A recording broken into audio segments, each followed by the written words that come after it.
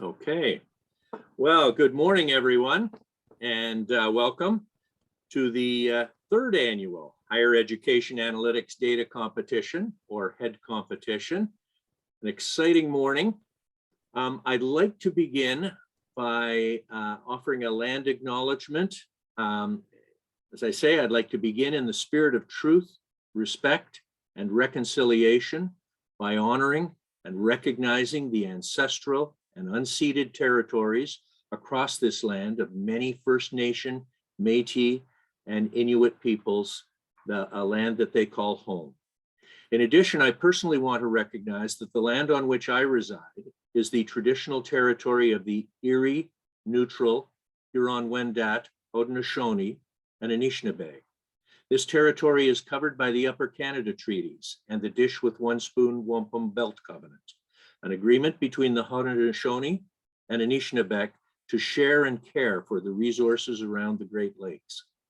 We further acknowledge that this land is covered by the Between the Lakes Purchase of 1792 between the Crown and the Mississaugas of the Credit First Nation. Today, this region is home to many Indigenous people from across Turtle Island, and we recognize that we must do more to learn about the rich history of this land so that we can better understand our roles as residents, neighbors, partners, and caretakers. Again, welcome to everybody participating in this competition. I'd like to turn it over to the Dean of the Business School at Mohawk College, Sylvia Lowndes.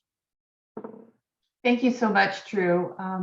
That was an important land acknowledgement. And hello, my name is Sylvia Lowndes. I'm the Dean of McKeel School of Business at Mohawk, and I really have the honor and the pleasure to welcome you here to the third annual HEAD competition. This is an exceptional competition, and it's growing every year. We thank our main sponsors from Scotiabank for their generosity and continued support.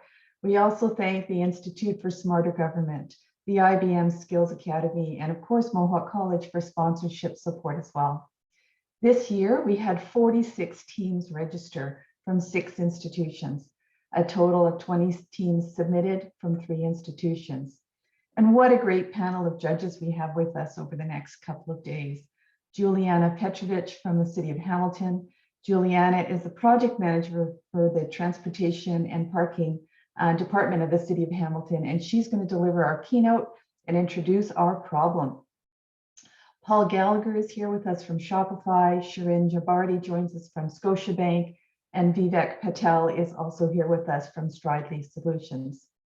This is the first time our HEAD competition has provisioned competitors with real transactional data for analysis. This year's event features actual transaction data from the City of Hamilton's surface parking lots. And of course, Mohawk's collaborative relationship with the City of Hamilton is extensive and enduring. A big thank you to our colleagues at the City of Hamilton for providing the case. Our general problem revolves around exploring opportunities to improve parking services provided by the City of Hamilton for its customers. In terms of our finalists, we are showcasing 6 teams from Mohawk and 2 teams from Georgian College. Thank you to Professor Stephen Way for planning and coordinating this important competition event for our students. Stephen, we appreciate all of your dedication and support in providing this amazing learning opportunity for our students. I think you would all agree with me that the HEAD competition is a novel and exciting way to showcase the talents of our student competitors. Good luck to all, and over to you, Steve. Thanks so much, Sylvia.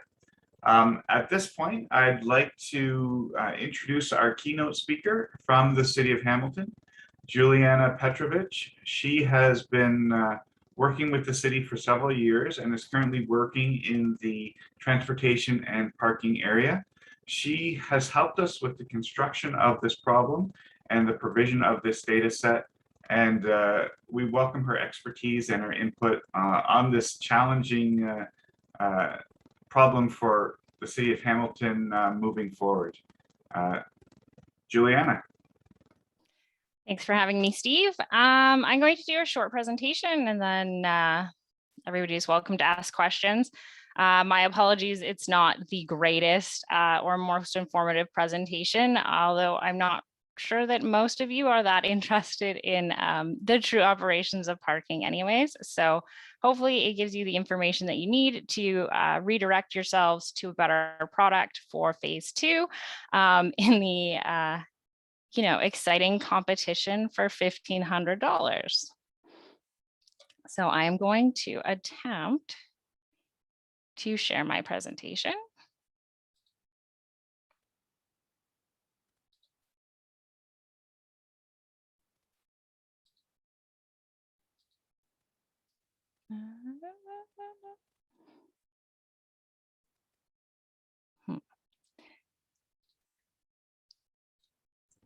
Try again, Julian. I think I had some permission restrictions there. Sure, just a second. My apologies. Okay. Now I have lost Zoom. Okie dokie.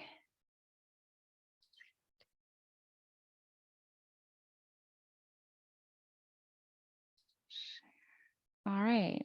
Can everybody see my presentation? Yes, we can. Thanks so much. Okay. All right. So this is some information on the City of Hamilton parking and an introduction to the phase 2 problem. The Hamilton Municipal Parking System manages on and off-street paid and unpaid parking operations throughout the city of Hamilton, including supply and demand, maintenance, technology, finances, and enforcement. The parking system is self-funded, meaning that our revenue covers everything that we do, from building new lots to improving technology, maintenance, paying our staff, all of those things. However, we are also under a department of the city, and therefore require council approval for most of our projects, particularly things like raising rates on public streets, expanding paid parking, selling a lot, building a new lot, that kind of thing. So in 2019, the city was operating over 4,600 off-street parking spaces, and in the past couple of years, we've lost approximately 330 spaces. We expect this trend to continue with the value of land and the need for intensification. Parking is really not an ideal use of land space. So we have sold some lots for redevelopment. And then also, like, this is happening on the private side too, because Hamilton operates about 40% of the publicly available parking, meaning that a lot of the parking that customers are using and the general public is using for all of their needs is not operated by the city, and therefore we don't have any control over it.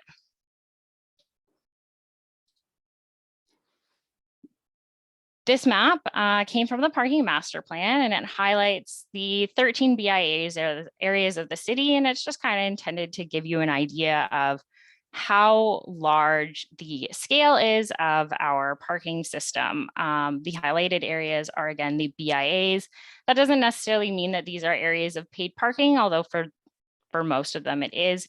And it doesn't mean that paid parking is limited to those areas. It's throughout the city, particularly in the lower city. But like, you know, we're dealing with a lot of different areas, a lot of different perspectives. Hamilton is amalgamated, so each of these BIA areas kind of represents a community that operates independently. And then we try to bring that all together for consistency. But then there's still some anomalies, such as Stony Creek, Waterdown, and Ancaster. They don't operate with paid parking. Through the parking master plan in 2019, there was an occupancy study done for the downtown area specifically. And it identified that overall public parking, and that includes parking that is provided by private landowners for public use, including things like the Jackson Square Garage, the in-park lots, that kind of thing. So An occupancy study was done for all parking within the downtown core, and it identified that in 2019, pre-COVID, overall parking in the downtown was at 80% capacity. 80% in most cases is perceived as full because a driver cannot view a parking space. So they deem that lot to be full unless we're able to provide some information to them specifically about how many parking spaces are available. They're likely to move on to the next lot. So pre-COVID, when this was done, it was projected that through a loss of parking and increase in demand, occupancy would reach 91% by 2030. Hopefully, the change in commuting behavior with work from home and things like that has bought us some time as we enter our new normal, and maybe like our parking demand will slow down. But the best thing that we can do is understand our users to determine what we need in the future. We're also going through a bit of an odd time in parking, and we have been for about the past 20 years, where the future is that there will be a decrease in personal vehicles. You know, like with improved transit and increased density and just the overall cost of that. We do expect to see a significant decrease. A lot of municipalities have already started changing their zoning bylaws to allow less parking per unit. The problem is that in 2019, at least, we hadn't realized that reduction. So like, again, like the hope is that COVID may have closed that gap for us in some sense, that we can start down this path of offering less parking without having negative impacts like parking demand spilling into residential areas.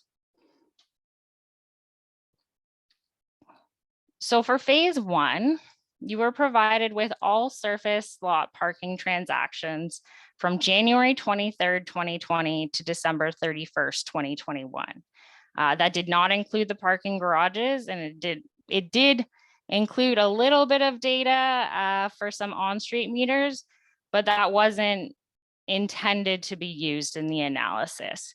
So what was special about this data versus any data that we've had before is that we could include unique vehicle identifiers. So in your data sets, those were actually censored plate numbers. They do represent actual vehicles. And this is really the first time that we've had insight into our individual user instead of just, you know, like how much lot revenue is being generated, or like we did before have some information on the transactions, like, you know, the amount of paid for each transaction, things like that. But we never had any insight into the individual, you know, if they park in different lots or like, you know, what their commuting behavior is or anything that would allow us to isolate different groups of people so that we can offer services to them. So the hope is that if we can better understand our users, we can maximize utilization of our existing parking structure. One of these things would be something like permits. We do offer parking permits monthly. A lot of groups assumed that we didn't, but we definitely do. But those are designed for two very specific groups of users: residents and full-time office workers. And there is no incentive for any other regular user group.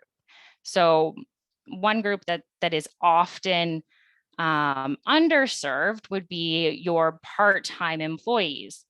They come in during paid hours. They may not be there for a full paid day, but they're regular users. They're generally much lower income than your full-time office workers, but we don't have any incentives for them because we can't identify them as a group and what their behavior is.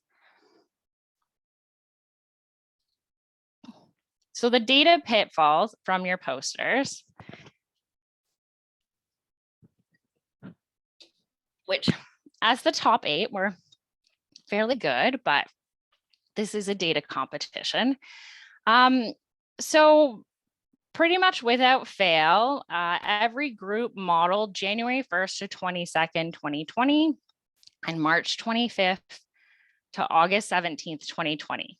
These 2 time periods had such great variation in their credibility in that January of 2020, there was no data at all. And your data set started at January 23rd. So modeling January would have looked like utilization in January was very low. From March 25th to August 17th, we had suspended enforcement due to COVID. So the only people that were paying were people that didn't know that there was no enforcement, and therefore would represent an unknown percentage of the actual utilization. So like these months in any credible analysis should have been removed. The other pitfall that was fairly significant was not recognizing lots with incomplete data. After Passport was introduced in June of 2020, any lot needed to have both data sets to be a complete view of all transactions, because both of those systems should be offered in each lot. One of the top 8 groups did identify that there were lots that only had Passport and lots that only had Calais, but not to the extent that they realized that those should be excluded because they are incomplete. And therefore, it's very difficult to make any assumptions about the behavior of the lot when you have an incomplete data set. The other biggest pitfall that I would say that I observed from the presentations was presenting conclusions and recommendations that were not based on the data. I do not expect any of the participants in this competition to be transportation or parking experts or urban planners. You don't need to explain to me what opportunities are for parking technology and changes in business operations if it doesn't come from the data. So moving forward, hopefully we can help you clean that up and get a better product. I did want to give a small shout out to one of the groups. Which one was it? Oh, GC34. There were a number of errors in your poster, but I really appreciated your attempt at a dashboard. That is one of the things that most municipalities want to start offering for many of their services, is a one-stop shop dashboard for a specific topic to find out all the information about that topic. So one day, hopefully, we can actually operate something like that. And it was really nice to see that one of the groups had that visual concept. So phase 2, we're going to focus on the analysis and we're going to identify the errors for isolation for you. That doesn't mean that this is comprehensive. There could still be errors in the data. You are here to do data analysis and identify those errors and isolate them. So if we look at the problem, hang on. I'm going to see if I can share the new poster. Steve, did my screen change? Yes, it did. So this is the phase 2 problem? Yes, so the phase 2 problem.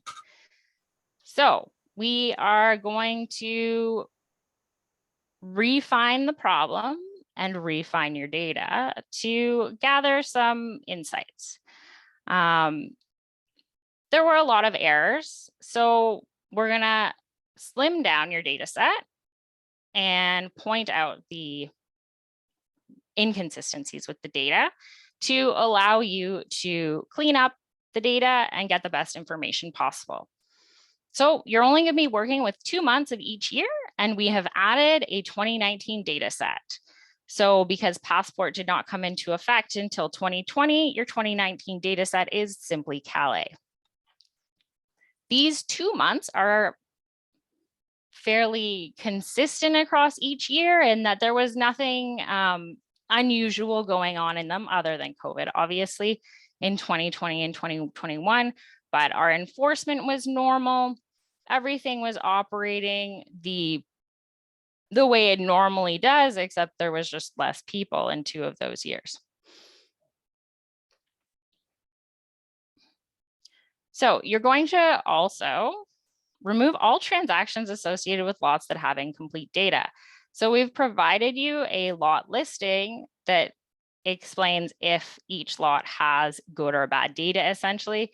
So any lot that's identified as data complete, no, you should be removing that from your data set. There's no purpose for this project in analyzing that data because it's missing something fundamental. There are other lots within the data set that you will be analyzing that you may want to isolate because of certain changes, such as lots that were decommissioned, or lots that had passport added late, or lots that had pay by plate added late. So you'll need to go through and decide if you need to pull out those lots and model them separately, or if you can keep them in and address that with your assumptions. So you will then analyze this new refined data set for some pretty specific information that the city is interested in. So predominantly user groups. So that would be by parking duration. So you can break it up into as many user groups as you think is functional. But like from a baseline, it'd be your long-term parkers versus your short-term parkers. And then what can you hypothesize from these user groups? What do they do? Why are they there? Who do they represent? And then how did COVID change these behaviors? So one that's likely going to come up is your office workers. You had office workers in 2019. They park all day on weekdays. And then most of them disappear in 2020. So that's what I'm talking about when I say user groups, is like these are different people doing different things in their parking behavior. So we'd like to find them. And then once we find them, we're going to move on to individuals. So a couple groups did look at the individual and modeled, some of these frequent parkers. So we'd like to dig in more to those. So this is only 2 months of data per year. So we want people that are showing up at least 8 times in each of those 2 months every year. Well, not every year. They need to show up at least 8 times in 1 year, and then you can discuss the fact that they disappeared in another year, if that's what happened. So what is their behavior? How long did they park for? How frequently? And did they park in different lots? So these are people that maybe should have a parking permit if they're parking all day, more than 4 times a week. But maybe they're doing something else, like they're a part-time worker, or they make a delivery to a specific place like every Tuesday or something like that. So let's try to figure out what these people specifically are doing so that we can identify products that suit them. And then we'll move on to a detailed analysis. So you are being asked to do detailed analysis on 5, 6 specific lots. These are in different spots in the city, and they likely have different parking behavior. You have a Dundas lot, which is predominantly like a retail situation. You have an Ottawa Street lot, which is similar to Dundas. You have lot 40, which is the lot behind City Hall. So anecdotally, I can tell you that that lot is sitting empty today and will presumably be quite a bit fuller come April 4th when city staff return to work. So that's your office workers. They're definitely going to have a huge impact on that lot. Lot 36 is off of James Street. So that might have a lot of office workers given its location, but also probably a lot of retail type trips. And then 82 is the general hospital lot. So that's going to be different from all the other ones. And lot 33, which is a bit out of the way. So for these lots, you're going to do an in-depth review, identify anything that you can about them, but the focus is modeling occupancy. This is something that the city wants to do with this data. We want to see if we can do that like little Google Maps graph that says this is normally busy or this is normally empty. So that's going to be the focus. Paid duration and occupancy are not the same. That's been expressed in phase 1. But there are things that you can do to calibrate your information to make it closer to what's actually happening. So the most significant deviation between paid duration and occupancy is coming from your minimum payments and your daily maximums. And these vary massively across the city. There's lots that have no minimum, although most of them are 20 minutes. And then there's lots that have maximums that start at as little as 3 hours, which is suddenly implying that somebody that parked for 4 hours has been there all day. So if you use your now refined complete data set to look at the lots that have different durations for their minimums and daily max, you should be able to find some type of calibration to apply to these lots that we want this focus on. And then model occupancy to the best of your ability. Please follow the scientific method, and if you make assumptions, state those. Apply any insight that you gain through phase 1 or through phase 2, or just anything in general that you think might be of value to your lot analysis, but the focus is going to be on your data sets. And then we've also provided some additional information about lot operations and how they vary across the city. Dundas is special. So, keep that in mind when you're modeling the data. Everything else that you should need is within the lot information sheet. So Steve can tell you about your presentations and such, but that's phase 2. And then if anybody has any questions for me about parking operations or that you think might help you refine your data. Thanks, Juliana. I'm looking for questions. One of them was about providing individual group feedback. And if that is something that you're comfortable with doing, what I would suggest is I'd send out a quick new Zoom link following this presentation, and we could arrange like a 5-minute time slot for each team if you're able to provide individual feedback. So I'm not sure what your scheduling is on that, but I pose that as a solution. One of the questions that came up, I believe you answered, was about user groups. Are they just defined by duration or also by time of arrival and departure? I guess you're also looking at potential usages. Is that correct? Yes. So time of arrival can be informative, and if you are seeing trends, by all means identify them. I would say that is something that you would want to spend more time on with your individual lot analysis, not necessarily overall, because your entry times are going to vary lot by lot based on what the surrounding function is. So you won't necessarily get a great model by looking at most of the city lots and then saying that, this is when like the average entry time is and stuff like that, because it's going to be skewed by your biggest user groups.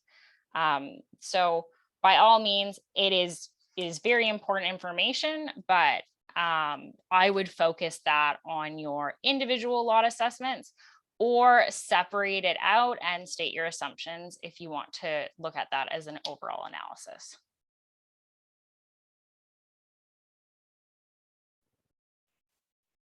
Good. I'm just checking the chat. Will an email be going out with a password for phase 2 data? So yes, so as of 10:30, an automated email was sent by MailChimp to all of the participants. So you should have received, check your mailboxes, your inboxes. You should now have the phase 2 problem and data set. And you should have the password as well to log in and access the phase 2 data. The phase 2 data is available on the regular head competition website. So located at datacompetition.mohawkcollege.ca. And it has a drop down, in the drop down menu, you will see the link to access the data. So if you have not received the data yet, let me just, I'll just be able to confirm momentarily if it has gone out.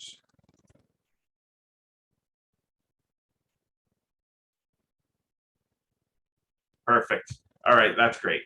So yeah, so everybody should now have access to the emails. And yes, so you can review that.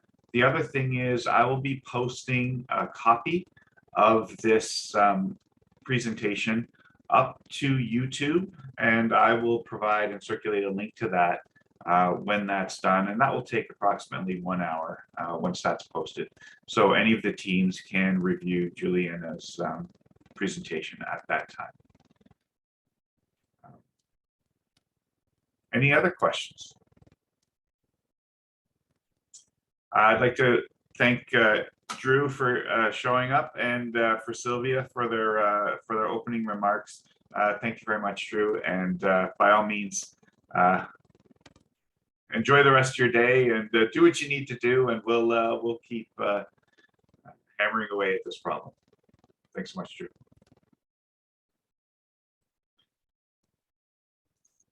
Okay. Any other questions?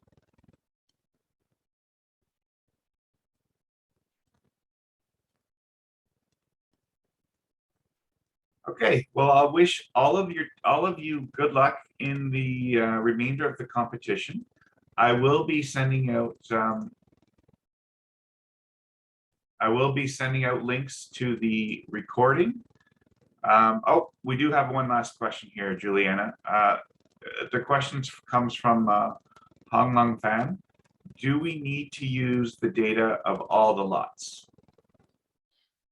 So following the instructions for the phase 2 problem, you'll be refining it to about half of the lots that you were using originally, and you will need to do analysis on all of those. But when you get into the detailed assessment of the individual lots, you will likely need the information from the other lots to support your analysis of those individual lots. So I'm hearing, yes, you do want to focus on all 6 lots. All right. Any other last questions before we wrap up this opening presentation?